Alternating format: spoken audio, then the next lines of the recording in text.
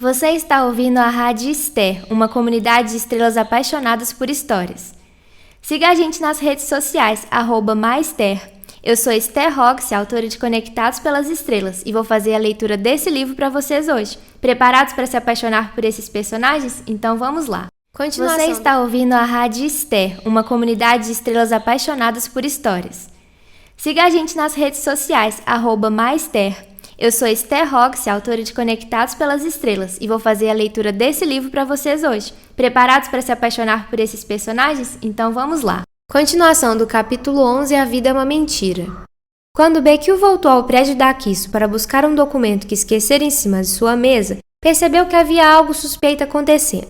As catracas ainda estavam liberadas, as portas dos elevadores abriam e fechavam descontroladamente e as luzes piscavam intermitentemente. Pelo horário, seria comum que a maioria dos funcionários não estivesse ali, já que estava de noite. Mas ele estranhou não ter nenhum segurança percorrendo os andares do prédio. Lina e Misok já estavam bem longe de lá, e já estavam imersos nos documentos que obtiveram na visita à empresa rival. O CEO da Akisu conseguiu sentir que algo estava errado. Sendo uma pessoa que tem muito a esconder e ainda mais a perder, ele foi direto digitar a senha que abria sua sala preciosa. Assim que terminou de apertar os dígitos, soou o barulhinho indicando que a senha inserida estava correta, mas nada mais aconteceu. Ele repetiu cerca de 10 vezes e já estava descontrolado. Equilíbrio emocional era algo que provavelmente Bequil nem sabia que existia, e o contexto agravava ainda mais a situação. Bequil foi logo abrindo seu armário de ferramentas e tirando um grande martelo. Sabe-se lá a finalidade de um homem de negócios tão bem-sucedido manter tais ferramentas em sua sala de trabalho. A variedade de instrumentos violentamente duvidosos que ele tinha era extensa. Era um verdadeiro closet de um psicopata, disfarçado de armário com pertences pessoais de um CEO, que passava tempo demais na empresa. Com violência, bateu o martelo diversas vezes contra a parede, abrindo um buraco.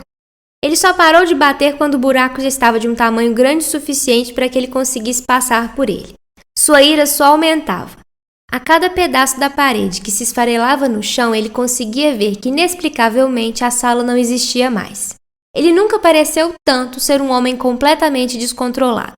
Pelo buraco, via-se o local de trabalho de algum de seus funcionários, e nada além disso. No dia seguinte, ordenou que lhe trouxessem a planta do escritório detalhada. Ao analisar a planta, ele não conseguia entender como era possível ela mostrar claramente a existência da sala, enquanto na realidade não existia nenhum cômodo que separasse a sala dele da sala dos funcionários. Nem mesmo os arquitetos e engenheiros que fiscalizaram a obra souberam explicar o ocorrido. A sala tinha sido apagada, deletada, desaparecido sem deixar rastros. Todos da empresa estavam horrorizados com o temperamento aparentemente injustificável do chefe, já que a maioria nunca soube que tal sala existira. Misok e Lina se divertiram horrores com o show que Bequil dava pelas câmeras. O idol agiu com tanta naturalidade sobre o sumiço da sala secreta que poderia ter ganhado um Oscar. Lina nem percebera que ele estava reagindo de modo diferente do que ela provavelmente esperava. De acordo com o que ela pensava, se ele soubesse o que ela fez com a sala, ele ficaria escandalizado e a veria como um monstro, assim como aquelas crianças no passado. Ao invés disso, no entanto, ele estava chorando de tanto rir com a situação e mal conseguia respirar. Ele transbordava de orgulho e achava que ela tinha sido mais do que genial com a solução que encontrara.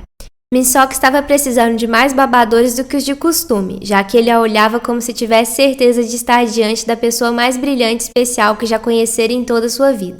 Com isso, ele se portava como alguém que estava em um jogo de futebol, onde seu time goleou o oponente. Estava comemorando e se deliciando com o sabor da vitória, com pipoca e guaraná.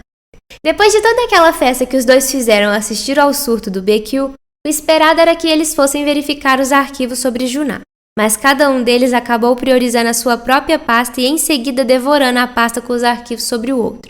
A curiosidade era tamanha para que conseguissem controlar seus instintos fofoqueiros.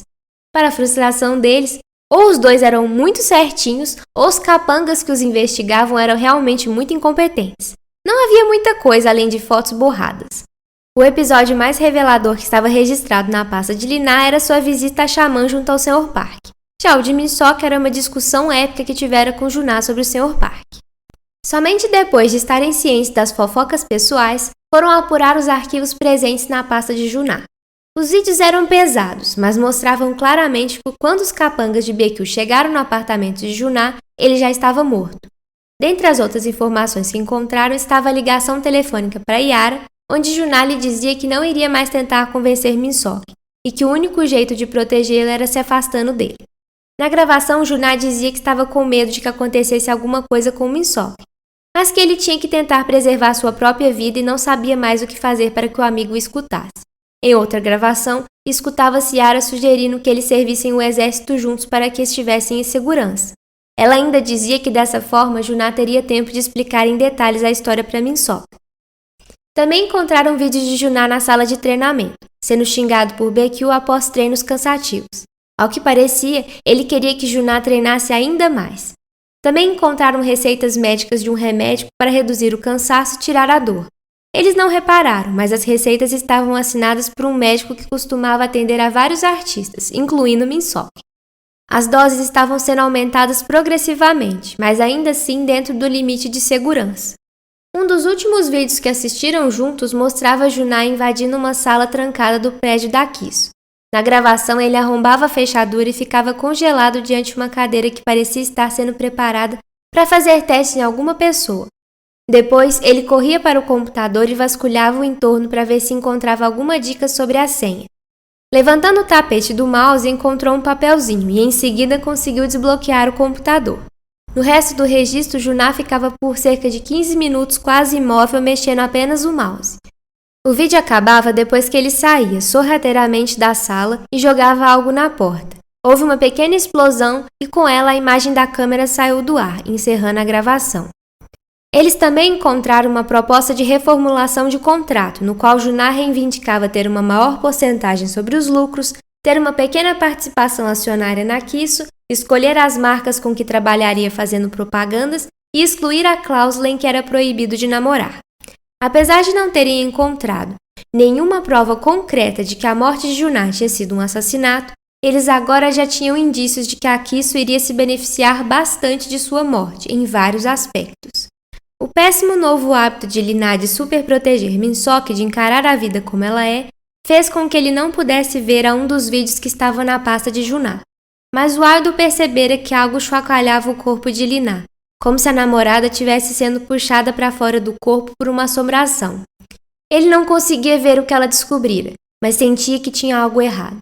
Os últimos suspiros do amigo também tinham sido filmados.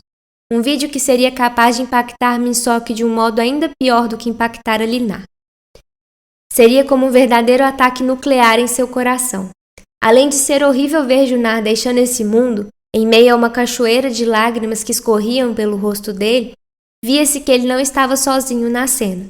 O Sr. Park estava lá também, bem ao lado dele.